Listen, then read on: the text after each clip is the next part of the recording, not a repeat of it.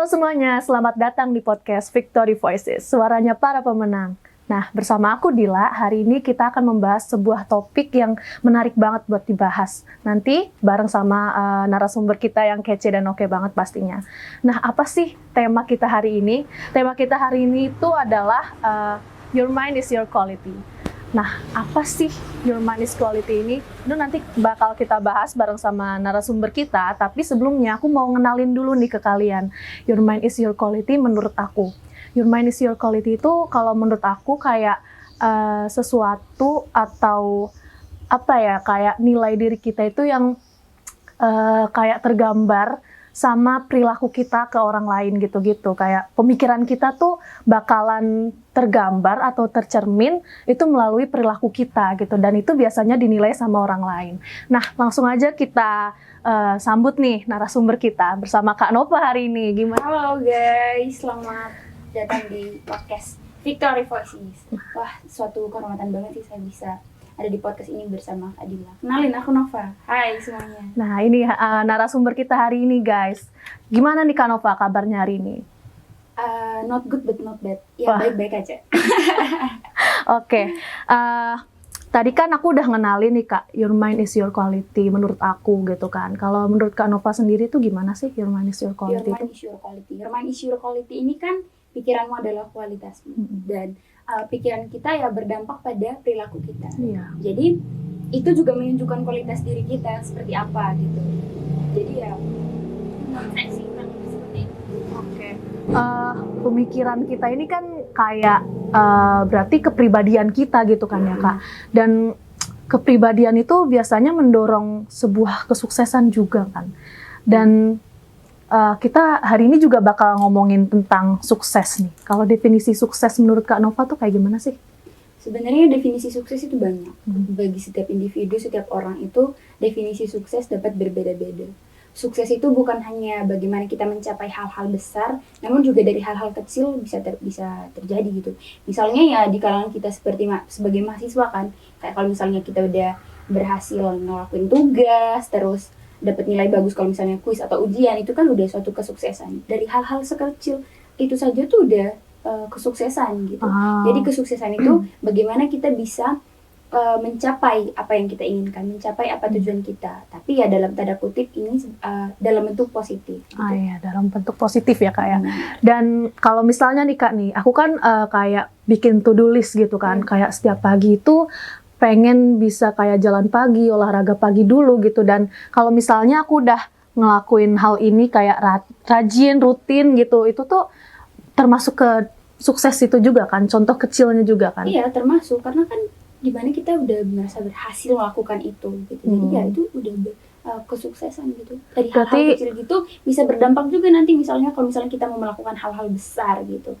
Oke, berarti kesuksesan itu tuh nggak harus yang dalam bentuk besar gitu ya? Nggak harus gitu. Oke, pencapaian-pencapaian kecil kita itu juga udah bisa dibilang sukses ya. Betul. Gitu. Karena kan dari pencapaian kecil nanti bisa bertahap gitu. Dari pencapaian kecil dulu, terus menengah, habis itu baru kita bisa mendapat pencapaian besar gitu. Tapi kalau sekarang kan orang-orang tuh menganggap bahwa sukses itu dimana kita bisa kayak misalnya keluar negeri, udah bisa usaha sendiri gitu. Mereka menganggapnya itu udah sukses. Kalau misalnya cuma hal-hal kecil doang tuh itu kayak biasa aja gitu. Masih padahal itu juga dianggap remeh mungkin gitu ya. Padahal itu juga bisa disebut sukses gitu. Oke. Tuh. Dan kalau ngomongin orang sukses nih, banyak banget contoh orang sukses yang memotivasi gitu loh di zaman sekarang gitu kan. Kak Nova nih pastinya punya tokoh favorit atau kayak idola Kak Nova sendiri gitu, role model Kak Nova. Contoh orang sukses menurut Kak Nova yang Kak Nova idolain tuh siapa sih gitu? Orang sukses ya? Iya. Oh, sebenarnya banyak sih. Cuma yang yang menyangkut banget di hati tuh Bill Gates. Oh, siapa Bill sih yang nggak tahu Bill Gates? Yeah. CEO-nya Microsoft. Wah, gitu. Keren banget Bill sih Gates, itu. iya, itu. Aku bener-bener fans banget sama Bill Gates, sosok Bill Gates. Kenapa sih Kak ngidolain Bill Gates? Kenapa? Kan banyak nih orang sukses lain gitu kan, kayak contohnya Elon Musk. Kenapa Bill Gates? Kenapa Bill Gates? Karena Bill Gates ini kan dikenal sebagai individu yang tekun terus cerdas gitu. Jadi ya aku mengidolakan beliau gara-gara itu. gimana dia berusaha untuk setiap langkahnya dia itu berusaha benar-benar tekun gitu, dan juga nggak peduli gimana sekitarnya, dia tetap akan ngelakuin itu gitu sampai dia mencapai kesuksesannya dia. Terus juga kualitas kepemimpinannya dia itu bagus gitu. Aku tertarik sama itu sih dari Jadi beliau. banyak sisi positifnya beliau yang jadiin Kak Nova itu kayak ngidolain gitu kan ya. Benar. Nah, kalau misalnya kita mengidolakan seseorang nih Kak, itu kan biasanya tuh membawa dampak atau pengaruh gitu ke diri kita gitu kan. Ada nggak sih dampak atau pengaruhnya dari Kak Nova idolain sosok Bill Gates itu ke diri Kak Nova gitu? Misalnya kayak gara-gara ngelihat atau tahu sosok Bill Gates yang tekun gitu-gitu, terus Kak Nova jadi kayak aku juga harus gini nih gitu-gitu. Ada sih sebenarnya, ya, aku ngefans dia, dan apa ya, itu berdampak juga sama diri aku kayak ngeliat, wow, ternyata kalau misalnya kita pengen berhasil itu bukan cuma apa ya, bukan cuma ngomong doang gitu, harus ada aksinya Harus gitu. ada aksi. Dimana kita harus berusaha terus tekun dalam ngejalanin apa yang kita mau biar kita berhasil itu gimana gitu loh. Dan itu juga apa ya, begitu juga untuk orang-orang di sekitar kita gitu. Bill Gates itu dia tuh orangnya sedikit sarkastik gitu. Jadi kalau misalnya dia mau nyuruh orang lain, misalnya dia nyuruh orang lain, terus orang lain itu nggak bekerja sesuai apa yang dia mau, dia akan bilang, udah saya aja yang ngelakuin gitu. Nah dari situ dia mempengaruhi orang lain itu untuk semangat gitu. Gitu. Dan bagi saya itu juga kayak apa ya, sarkasmenya dari beliau itu berdampak itu sama saya gitu. Jadi kalau kamu mau berhasil, kamu juga harus semangat gitu, kamu harus bisa gimana pun caranya gitu, kamu harus berusaha kayak gitu. Berarti ada kayak dampak secara nggak langsung gitu ya ke diri Kak Nova dari apa sih, kayak mengidolakan sosok Bill Gates gitu kan ya. Nah, menurut Kak Nova nih, sosok Bill Gates itu tuh punya kepribadian yang kayak apa sih? Bill Gates ini tuh dia apa ya? Dia orangnya perfeksionis. Jadi kalau misalnya dia mau ngelakuin apapun itu harus tercapai gitu. Tapi ya bukan hanya, maksudnya bukan hanya bisa ngomong gitu. Jadi tapi dia dengan aksi gitu loh. Kepemimpinannya dia bagus.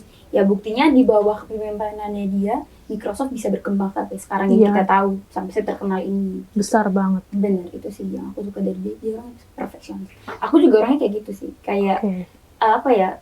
Aku kalau misalnya ingin mencapai sesuatu, itu pokoknya apapun yang terjadi harus bisa, harus berhasil, harus selesai sampai selesai. Dari hal-hal kecil kayak kalau misalnya mau ngerjain tugas gitu, aku akan bilang hari ini pokoknya tugasnya harus selesai. Ya, harus gitu. Harus. Oke, jadi kayak secara nggak langsung tuh punya banyak kesamaan gitu Kak Nova sama Bill Gates ini kepribadiannya gitu. Kalau misalnya nih, kan kita tuh ada kalau nggak salah namanya 4 model kepribadian gitu kan. Ada melankolis, terus ada sanguinis, koleris, dan pragmatis ya. Iya, benar. Dan Bill Gates sama Kak Nova ini kira-kira masuknya ke tipe yang mana nih gitu? Melankolis sih. Melankolis karena itu kan perfeksionisnya itu ya. Perfeksionis. Dia ini apa ya, tipe yang perfeksionis, terus kayak apa ya? Pokoknya tapi dia ini selain perfeksionis, yang jadi kelemahannya di sini itu cenderung apa ya? Overthinker gitu loh. Jadi kayak berpikirnya berlebihan. Benar, kayak nanti meskipun itu baik ya, maksudnya kita harus pertimbangin dampak-dampak dari apa yang kita lakuin gitu. Cuma kalau berlebihan juga itu akan apa ya, bikin kita cemas kan. Iya, benar. Kadang sifat perfeksionis itu juga bikin jadi apa ya, kayak hal negatif juga gitu, karena sesuatu nggak berjalan seperti apa yang kita pikirin, apa yang kita mau, dan itu apa ya, hasilnya nggak kayak yang kita mau gitu kan, jadi kayak rasanya kesel, rasanya gagal itu sih, itu juga bahaya. Nah, dari 4 model kepribadian tadi tuh, 4 tipe kepribadian, sanguinis, melankolis, terus koleris sama pragmatis tadi itu, menurut Kak Nova yang paling cocok buat jadi seorang entrepreneur itu tuh tipe yang mana Kak? Wah, kalau menurut saya pribadi ya, sebenarnya kombinasi dari 4 kepribadian ini tuh benar-benar oke buat jadi seorang entrepreneur. Dan karena kan dari 4 tipe kepribadian ini ada kelemahannya, ada kekurangannya, dan ada kelebihannya gitu.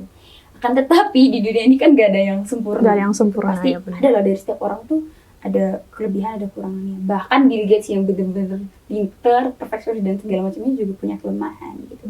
Tapi kalau dari sudut pandangku ya, seorang entrepreneur itu cocoknya dari tipe melankolis. Gitu.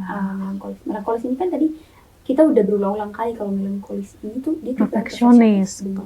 Jadi butuh pertimbangan untuk melakukan segala sesuatu. Dia harus tahu ini dampak buruknya nanti apa, dampak baiknya apa, nanti apa gitu. Kalau misalnya saya melakukan ini, kira-kira nanti dampak baiknya apa, dampak buruknya apa, kayak gitu sih. Oke, jadi sama tadi yang berpikir berlebihan itu ya kalau kekurangannya. Itu kekurangannya sih. Kalau misalnya nih, kalau kayak tadi udah disebutin, kalau misalnya Bill Gates itu punya kepemimpinan yang bagus gitu. Berarti sosok Bill Gates ini tuh punya karisma yang kuat gitu kan. Nah, Kak Nova bisa nggak jelasin sedikit tentang hal karisma atau inner beauty mungkin yang Kak Nova tahu gitu dari sosok Bill Gates atau gimana? Karisma dan inner beauty ya? Iya. Biasanya orang yang punya inner beauty baik itu udah pasti berkarisma. Iya. Dan orang yang kelihatan berkarisma udah pasti juga inner beauty-nya baik. Oke. Kalau karisma ini kan erat kaitannya sama personalitasnya seseorang gitu. Bagaimana dia membawa diri, bagaimana dia menunjukkan diri ke publik, ke orang-orang di sekitarnya. Kepribadian berarti ya. Benar. Dan kepercayaannya dirinya dia itu kan bisa disebut karisma gitu. Kayak gitu. Terus kalau inner beauty kan ya itu inner beauty kan kecantikan dari dalam. Tapi kalau cantik bukan berarti cuma yang cewek doang ya, yang cowok juga bisa gitu. Dari gimana apa yang dipikirkan dari dia, dari hatinya dia, dari pikirannya dia itu kan akan berdampak juga pada apa yang dia lakukan di kehidupannya dia. Benar. Berdampak juga bagi orang-orang di sekitarnya dia. Jadi kayak gitu. Oke. Nah, tadi kan kalau karisma sama inner beauty itu kayak lebih ke kepribadian orang, terus sifat orang gitu-gitu kan. Nah, kepribadian dan sifat ini tuh sifatnya kayak dibawa dari lahir gitu kan? Atau kalau karisma sama inner beauty ini masih bisa dibentuk gitu? Sebenarnya untuk karisma dan inner beauty ini tuh ada yang dikaruniakan Tuhan dari lahir. Jadi ya emang udah dari sononya dia itu punya karisma dan inner beauty yang bagus. Tapi ini juga bukan berarti tidak bisa dibentuk. Ini sangat-sangat bisa dibentuk gitu. Bisa diusahakan. Benar. Caranya ya kalau misalnya inner beauty-nya baik, kita harus membentuk pikiran kita positif gitu. Untuk setiap hal yang kita lakukan, ya kayak tadi, semuanya butuh pertimbangan gitu. Kemudian juga introspeksi diri itu bagus. Maksudnya kalau misalnya kita udah ngelakuin hari kan, kayak menjalani hari gitu. Di akhir hari kita introspeksi diri kayak hari ini aku udah ngapain aja ya, kira-kira apa hal-hal positif apa yang aku udah lakuin hari ini, terus orang-orang kira-kira hari ini seneng gak ya berinteraksi sama aku, kayak gitu sih.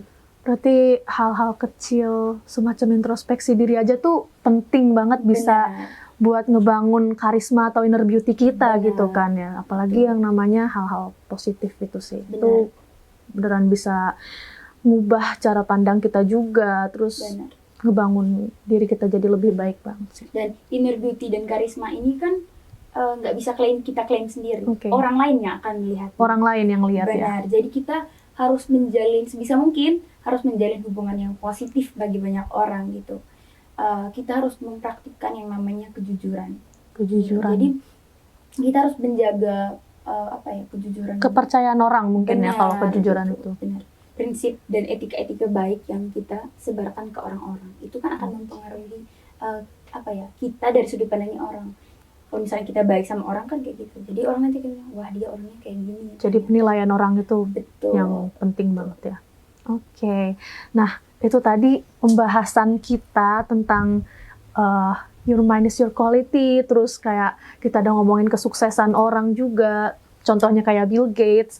Habis itu sama kayak inner beauty dan karisma gitu kan.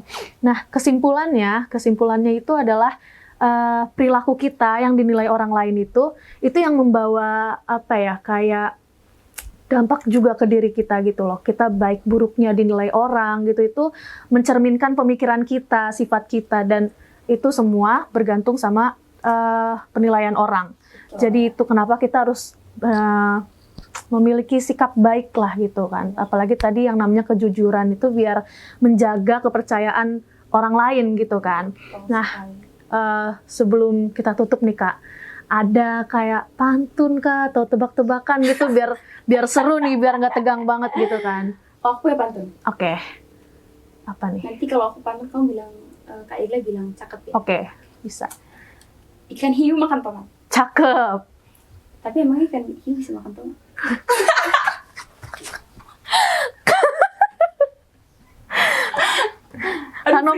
Kanova ini selain cantik tapi pinter ngelawak ya. Udah punya pacar belum Kak?